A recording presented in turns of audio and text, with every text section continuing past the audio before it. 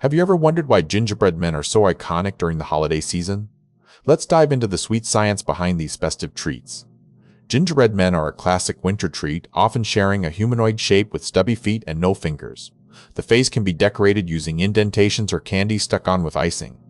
The iconic gingerbread man is often decorated with white icing, which not only enhances its visual appeal, but also acts as a glue to attach other decorative elements like candy eyeballs and Christmas sprinkles.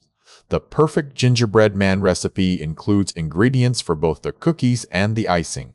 For a durable cookie, some recipes suggest freezing them before decorating to prevent breakage. Decorating gingerbread men can get creative with red and white cookie icing, candy eyeballs, and Christmas sprinkles. The design possibilities are endless, from classic winter themes to more playful variations. Understanding the science behind gingerbread men helps in achieving the perfect texture and durability for your cookies.